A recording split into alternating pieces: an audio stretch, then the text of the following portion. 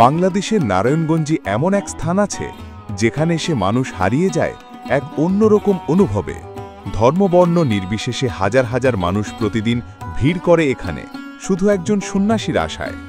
লোকনাথ ব্রহ্মচারী, যার সম্পর্কে শোনা যায় তিনি মরেননি, তিনি আছেন, আজও ভক্তের ডাকে সাড়া দেন। কেউ এসেছেন মানত করতে, কেউ সন্তানের মুখে প্রথম অন্ন তুলে দিতে, আবার কেউ শুধু একটু শান্তির খোঁজে।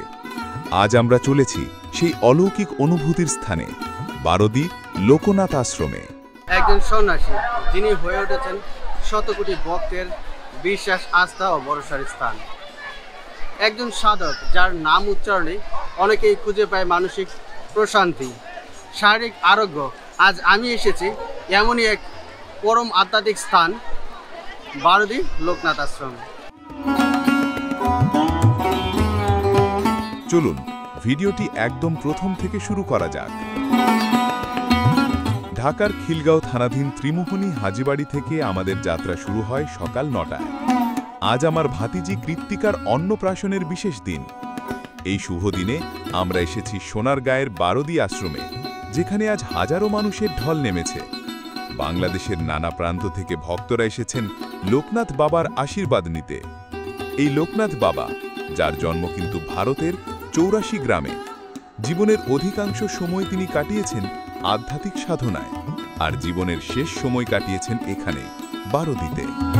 লোকবিশ্বাস, মৃত্যুর পূর্বে তিনি বলেছিলেন, আমি মরিনি, আমি আছি, যারা ডাকবে আমি তাদের কাছে পৌঁছে যাব।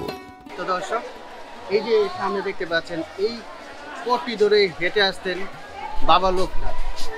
আর এই যে আমার সামনে দেখতে পাচ্ছেন সেই বকুল গাছ, এই গাছটির নিচেই কিন্তু তিনি ধ্যানমগ্ন হতেন।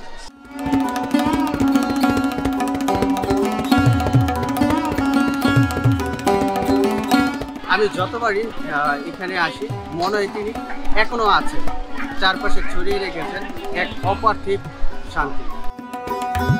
বারোদি আশ্রমের প্রবেশ পথেই আপনি দেখতে পাবেন রঙিন প্রাণবন্ত দৃশ্য।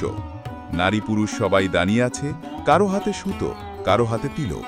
এটা তাদের জীবিকার অংশ, আর এটাও এই আশ্রম অভিজ্ঞতার এক অনন্য দিক। আমি নিজেও কিনে নিয়েছিলাম ৩টি লাল সুতো মাত্র ২০ টাকায়।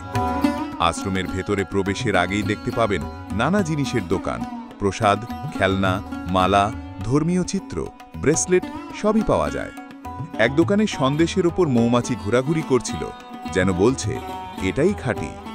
আর মন্দিরের প্রাঙ্গণে প্রতিদিন আপনি দেখতে পাবেন কবুতরের ঝাঁক। কোনো কোনো কবুতর তো একেবারে হাতে এসে বসে যায়, যেন চেনে আপনাকে।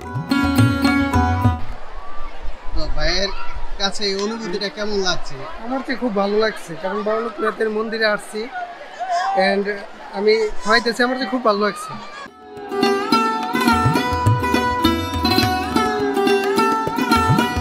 আমার ভাতিজির অন্নপ্রাশনের জন্য আমরা প্রথমে গেলাম পুরোহিতের কাছে। তিনি প্রথমে কৃত্তিকাকে অন্ন খাইয়ে দিলেন। আমরা সবাই আমাদের ভাতিজিকে নিয়ে বাবার মূল মন্দিরে ৭ বার ঘুরে নিলাম। এটি খুব শুভ কাজ বলে মনে করা হয়।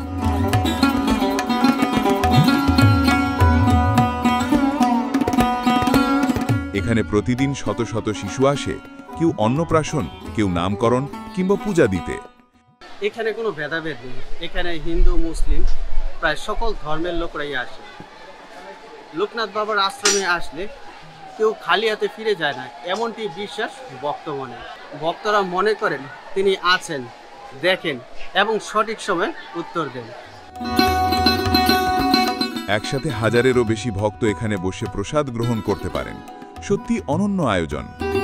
এখানে প্রতিদিন ৩ বেলা বাল্যভোগ, রাজভোগ এবং হরিলুটের ব্যবস্থা রয়েছে। প্রতি বছর ১৯শে জ্যৈষ্ঠে অনুষ্ঠিত হয় লোকনাথ বাবার তিরোধান দিবস। এই উপলক্ষে হয় বিশাল ধর্মীয় মেলা, উৎসব, কীর্তন আর ১ সপ্তাহব্যাপী ধর্মীয় অনুষ্ঠান। এতে শুধু বাংলাদেশ নয়, ভারত, নেপাল, শ্রীলঙ্কা, ভুটান থেকেও ভক্তরা অংশ নেন। যদি মনে করেন আপনার জীবনে কিছুই নেই, মন খালি, হৃদয় বা, তাহলে এখানে চলে আসুন। এখানে আসলে শুধুমাত্র ভগবানকেই খুঁজে পাবেন না, এখানে আপনি নিজেকে নতুনভাবে খুঁজে পাবেন। এটি শুধুমাত্র একটি স্থান নয়, এটি একটি অনুভবের জায়গা।